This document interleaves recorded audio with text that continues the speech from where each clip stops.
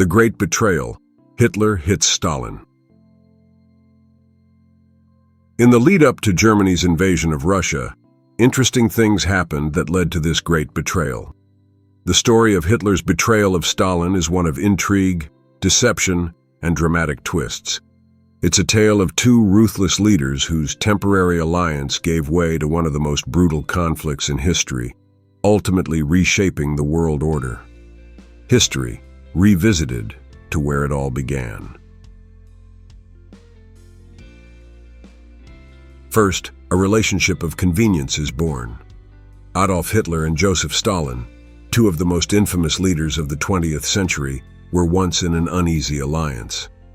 In 1939, the Nazi-Soviet pact was signed, shocking the world. This non-aggression treaty allowed Germany and the Soviet Union to divide Poland between them. For Hitler, it was a strategic move to avoid a two-front war. For Stalin, it was a way to buy time to build up the Red Army. Then, the inevitable deception and manipulation creeps in. Despite the pact, both leaders were deeply suspicious of each other. Hitler viewed the Soviet Union as his ultimate target for Lebensraum, or in other words, extra living space for the German people. Stalin, on the other hand, saw Hitler as a temporary ally at best. Their relationship was built on deception and manipulation, with both sides preparing for an inevitable clash. Then, there was the nagging worry of the state of the Red Army on Stalin's mind. The Red Army, under Stalin's command, was vast but not as formidable as it appeared. The Great Purge of the 1930s had weakened the Soviet military leadership, leaving the army ill-prepared for an immediate large-scale conflict. Stalin was aware of this weakness and was using the time afforded by the pact to strengthen his forces. We are attacking at dawn. Operation Barbarossa, the invasion begins. On June 22, 1941, Nazi Germany launched Operation Barbarossa, a massive invasion of the Soviet Union. The Germans advanced rapidly, catching the Red Army off guard. Within days, they were closing in on Moscow. The speed and ferocity of the German assault were overwhelming. However, the tide began to turn with the arrival of the brutal Russian winter.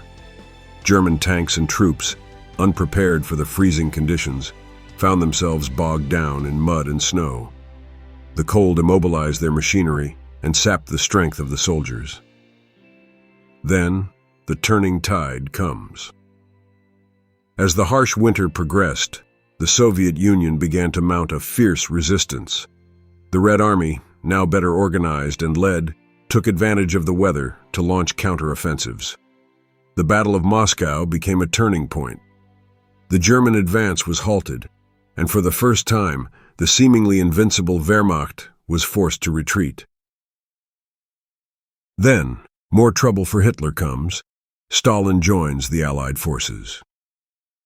Realizing the need for stronger allies, Stalin joined the Allied forces, forming a crucial partnership with Britain and the United States. This alliance brought significant resources and opened new fronts against Nazi Germany, stretching its military thin. Finally, the final push. Stalin was determined to crush Hitler and ensure the Soviet Union's dominance in Eastern Europe. The Red Army began a relentless push towards Berlin, determined to put the final nail in Hitler's coffin.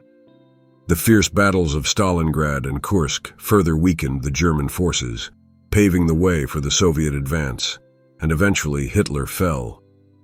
He committed suicide before Stalin's Red Army captured him. Even though both Stalin and Hitler were tricky and untrustworthy, Stalin ended up as a survivor who cleverly used situations to expand Soviet power in Eastern Europe. It was a grim victory over his former ally turned enemy. Stalin survived.